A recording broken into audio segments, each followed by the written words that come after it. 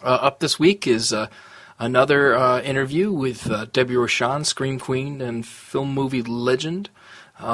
So we basically talked to her about the home video story era and what she thinks of pirating and watching movies online and stuff like that. So it's a great interview, and here you go. Do you buy films online, or do you rent stuff on? If you can't get the physical format, do you use it as a default? Or? I only buy movies online if they are extremely rare. Very, very rare. I will now. I mean, it's becoming more and more common that I buy it online, unfortunately, because it just, you can bin dive all you want at these mega stores, and you'll never find the titles that you want. But to find like the gems, the rarities that you can no longer find now that the mom and pop is closed down, and certainly even talking just for a second about Blockbuster, as good as they were, compared to nothing, they would have the Blockbuster cut that cut up all their movies. Yeah. So, I mean, Bad Lieutenant, perfect example, So that sucked, and so, it was a big deal. And so, now I'm closer and closer to being forced to buy everything online. And, as long as I can get what I want, it's not too terribly bad. But the whole experience of going out and finding something, I used to have to be pulled out of video stores. I could spend hours and hours there. I mean, I methodically went through all of the titles, so, I could be there for maybe only a half an hour. But, I could spend hours there. Hours and hours there. So you don't download? You don't use I haven't yet. Nope. And is that like just a loyalty to the format, the physical format? It's I haven't joined Netflix because it is a loyalty to the format, and it's also if I want a movie, I really want the artwork. Even if I downloaded a movie and I'm saying what if, because I haven't done it yet, and I copied a movie, which I'm not supposed to do, then it's just like yet another disc that sits, I have to put on writing what it is, and it sits in some sort of a, CD case, and it's just not the same. And then, when you're looking at home through my vast collection, which is thousands and thousands of DVDs and Blu-rays, I'm looking at titles. I'm also looking at cases and reading and, what gets me excited, stuff like that. But I have yet to join the Netflix era. And let me tell you something about Netflix and the indie filmmaker. I don't really know the process because I've never distributed myself, but I can tell you that now the thing is, it's been for a while, that filmmakers will say, put it in your queue, and once it reaches a certain number, Netflix will actually buy it. So you could put something in your queue that they don't even have, but say the number is 100 or it's 200 or something. So now you have to request a movie they don't have, prove that it will be rented, and then they will get it. So it's a little game that they play with the indies. When you were growing up, that inspired you? Yes, B-movies, exploitation movies, cult movies, like George Miller's The Road Warrior, the Walter Hill movies like The Warriors. These are the movies that really, really inspired me. And as I was going through, I was studying acting, and I was in theater companies in New York at that point. I had done a couple of movies, like extra work and stuff, before I moved to New York. But then being in a movie for Cinemax called Party Incorporated, which was Marilyn Chambers' coming out movie, her first straight movie, tons of nudity. I didn't have to do it in that one, believe it or not. That was just prior to when I started doing it myself.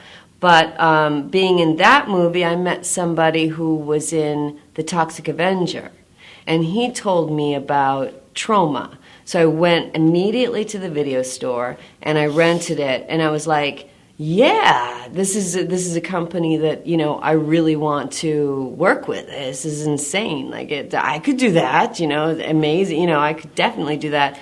So, you know, I mailed in all my stuff to them repeatedly, you know, and then finally, after like maybe a year or so, they called me in the office and I started doing stuff with them, and ultimately did Tromeo and shot it in 95.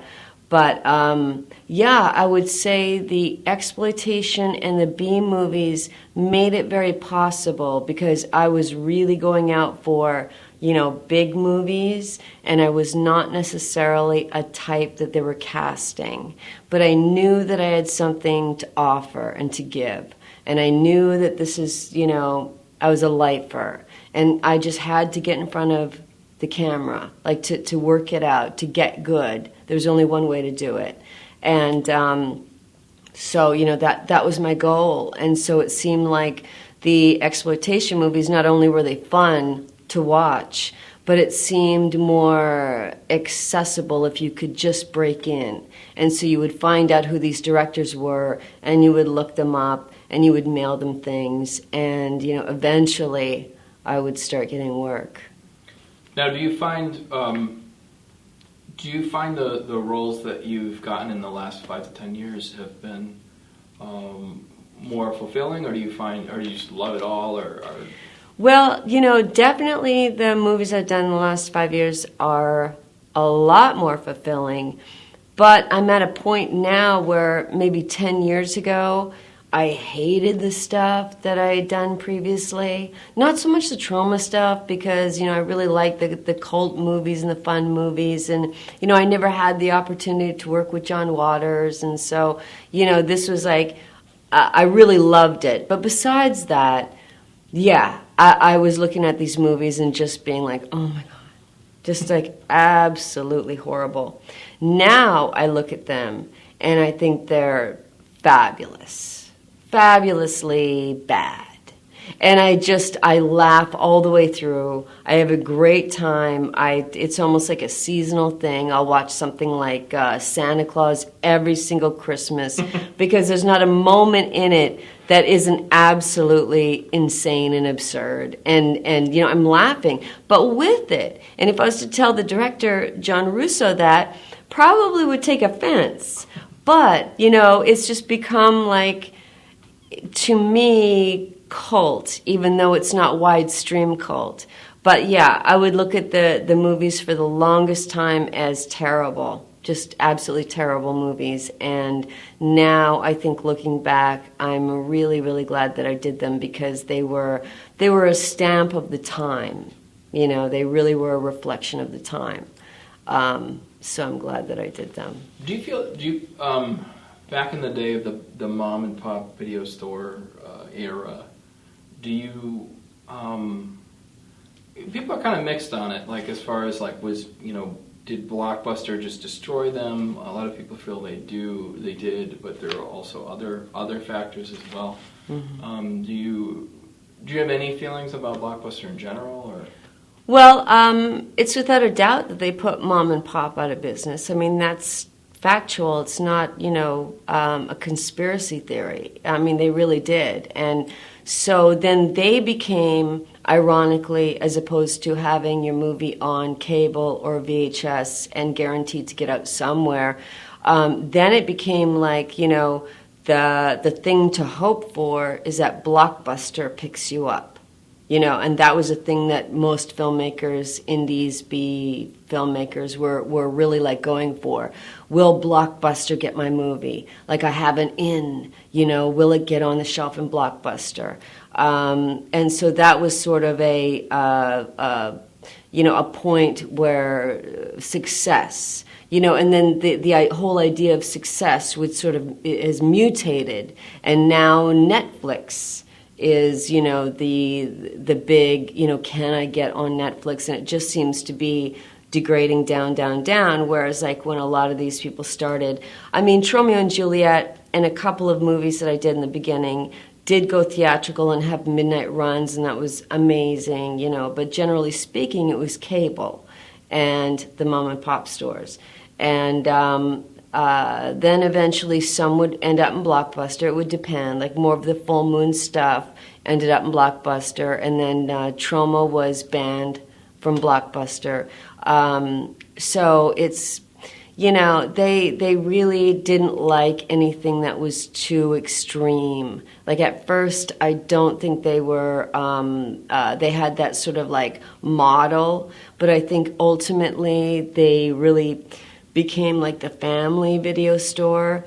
And so then it was harder and harder. You would get things like Clerks in there. You would get like certain indie movies in there that you could go and see, or go and rent, I should say. But yeah, just it really fell off, big time. And do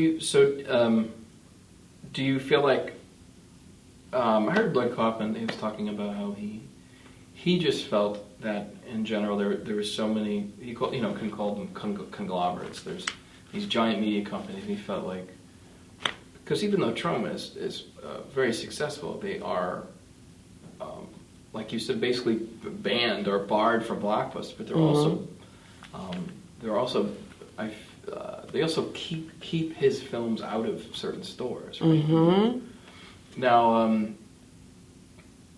do you think that's not conspiracy, right? I mean, that's pretty. I mean, do you feel like there is a very controlled system that keeps independents out of retail? I think there's a very controlled system that keeps indies and B-movies out of what's left of, the rental places, which almost really don't exist anymore. But now you see that has become the Walmart.